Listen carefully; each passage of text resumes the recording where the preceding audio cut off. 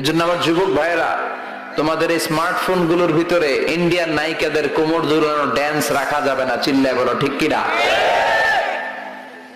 এই mobile phone গুলোর ভিতরে ব্লু ফিল্ম রাখা যাবে না, অশ্লীল দৃশ্য রাখা যাবে না।